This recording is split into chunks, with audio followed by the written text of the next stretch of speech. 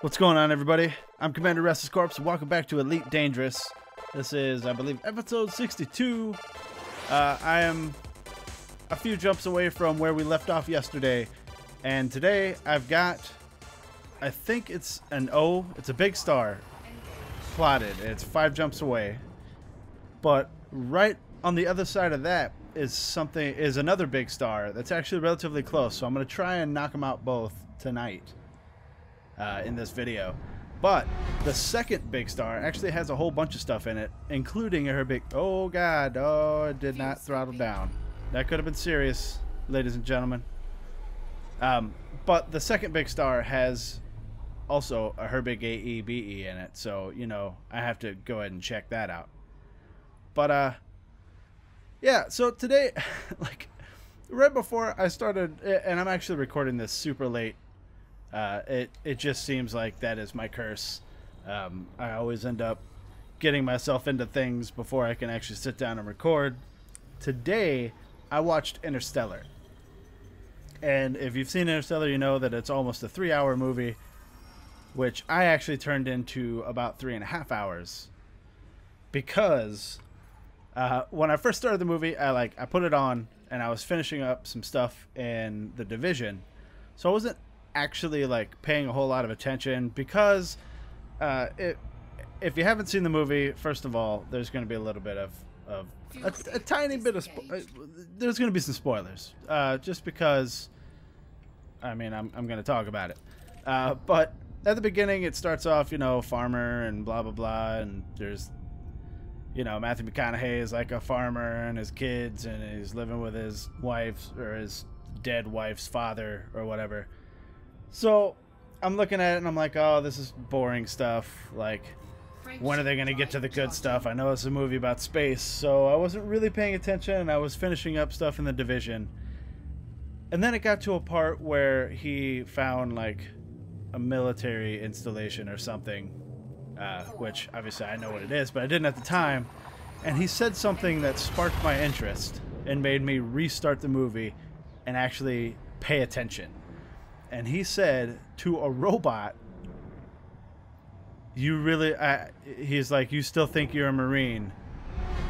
Marines haven't been around in years. There haven't had something like that. There haven't been any Marines in years. And I was like, whoa, wait a minute.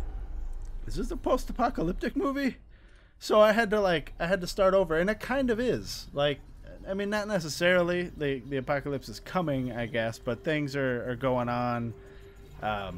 I don't think it ever really got into what happened in the movie, but it turns out like some shit's going down, and farmers are like the most important things on the planet because, you know, the world is I guess dying. There's a blight that's killing all the crops, and I guess the animals too, because everybody just eats corn because corn is the only thing that people can grow. And it was really interesting to me. So I watched the movie, and listen, I'm going to start out. This is not a review of Interstellar. I just want to talk about it because it's kind of pertinent to what's going on here on screen, I guess. Kind of. It's like a stretch. But the reason that I wanted to talk about it is because it does some things that I think are really, really interesting. Now, going back to what I was just saying, this is not a review on it, but I did like the movie up to a point. I did not like the ending, but it doesn't ruin the entire movie for me. So, the coolest thing about the movie, and this is kind of like why I decided that I wanted to talk about it, is because they actually go to a water world. And I remember, like, you know, when they first break or like, you know, break the atmosphere and go down into the planet, I guess, and Brand, the female character, says it's just water. I was like, whoa, wow, it's a water world. That's really cool. Now, what was weird about it is they landed in the water. Like, it was only about a foot and a half deep or something. And I was like, what? That doesn't really make a whole lot of sense. But, you know, I kept watching. And then it turns out, like, you know, there's like a absolutely giant wave in front of them that's going away from them, and they turn around and holy shit, there's a giant wave coming at them. And that makes a lot of sense because waves tend to pull water into them to make the wave. So like, I think it was really cool that they kind of did that, where the reason it was so shallow is because it was such a massive wave that it pulled water all the way down to the actual rock of the planet, and then, you know, crashed it down on top of them. So that was really cool.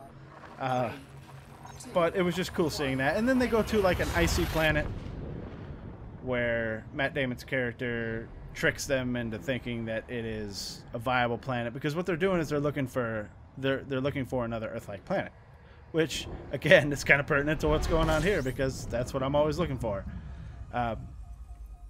But it's an icy planet that is also an ammonia planet, so it's really weird. Like, I don't know, just the whole time I was thinking about Elite Dangerous while I was watching it, so I kind of wanted to talk about it. But what I didn't really like about it is how they handled the black hole at the end. And it's just like it seems to be like a trope in space movies where the black hole always has some weird, like, crazy shit going on, and, you know, some kind of time portal and blah blah blah.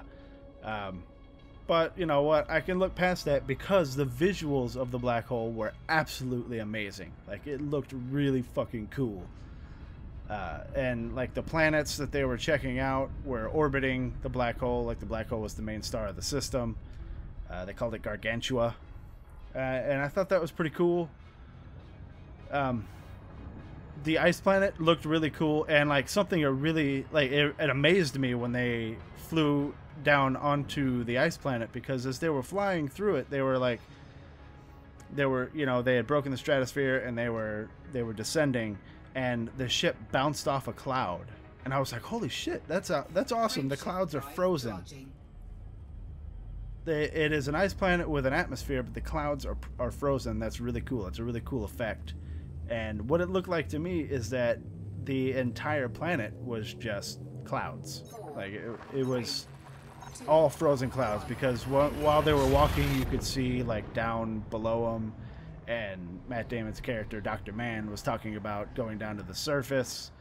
So that leads me to believe that what they had landed on and what they were, you know, walking around on were actually, okay, so this is the first big star. But it was just clouds, and they were frozen clouds, and it looked really cool. Like, the effects of the movie were awesome. Whoa, there are actually things here too. Lots of things. Well, not lots of things, but that's interesting. The star here has a moon and a planet orbiting it. Man, these are really far away, so I'm not going to be touching those. These are decently far away. Alright, well, this isn't... excuse me. This isn't actually the one that I was excited to go to, so let's check that out. We are going to be heading... First of all, let's look toward the core to make sure. Okay. We are going to be heading... now I lost it. To this guy, I believe. I'm pretty sure it's this guy. That is not it. So maybe I went to the wrong one. And oh, this is the one. So I goofed, guys. I messed up and I went to the wrong one. But maybe that's just because I had the camera turned this way and I thought this one was closer, maybe. But as you can see, there's like 3 here. We came from this one. So this is the one with the Herbig AE. So it looks like I do have to check it out. But so here's the deal. One of you guys gave me a really awesome good tip, and left it in the comments. Apparently it was sent as a message to me on Twitch. Well, I don't really use Twitch a whole lot because I haven't gotten into the streaming as much as I want to, so I didn't actually even know that you could get messages on Twitch. But when he said that he had left me a message on Twitch, and I went to look, and there weren't any messages. And you have to go over to the other tab. It was really weird. But check this out. Boom! Now I can see everything. Look at all these neutron stars all around this place that I could not see when I had all this crap going on. So, thank you for that. That is something that I've been bitching about the entire time I've been exploring. And look at all these neutron stars that I would not have seen had I not learned about that. Excuse me. Clearly, my throat is not 100%. Now, this is really weird because I'm not sick. Like I've said this before. I'm not sick at the moment. I just have a scratchy throat. It's like a remnant of being sick. Now, when I get sick, I don't get sick very often, but when I get sick, I tend to get sick for a really long time. I don't know which of these is going to be the Herbig, so we're just gonna swing to this one because it's bigger than that one. So let's go ahead and plot that one, and we'll swing over there and check that out. And if it's not that one, then we'll just swing to the other one. But when I get sick, like, I'll get really sick. Like, it'll be really bad, like it was this time, and I couldn't even record because I was just miserable. But it doesn't last very long. Like, the really bad part of it doesn't last very long. It goes away very quickly because I tend to kind of stamp it out with booze and meds. I like my scotch when I'm sick, guys. And generally that'll help my throat as well. But for some reasons, a lot of times after I get sick, when it's all gone, there's one thing remains from it, like either the cough or the sniffle or the, you know, the whatever, what have you, you know, whatever was going on. This time it just happens to be the sore throat. Now, it's not exactly a sore throat because when I'm not talking, it feels fine. I can't even feel it. That's why I always like sit down to record and I'm all ready to go, and then I start recording and I start talking, and then it kind of fucks with me. So hopefully this will be gone soon. I'm gonna take a drink of my water here, and we'll see if that helps.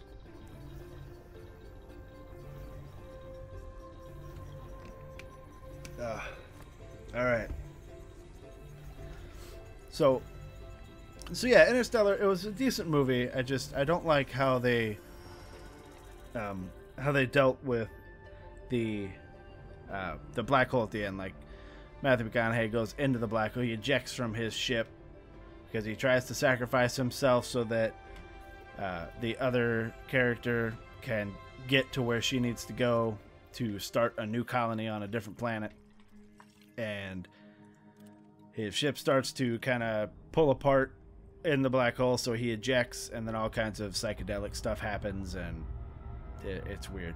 But and there's one thing that I meant to do after watching the video, because it's always something that has interested me, but I don't know a whole lot about it, and I keep forgetting to look it up. But the relativity thing, like, because the planets are so close to the black hole, when they go down to the water planet, they have to hurry, because 1 hour there is like 7 years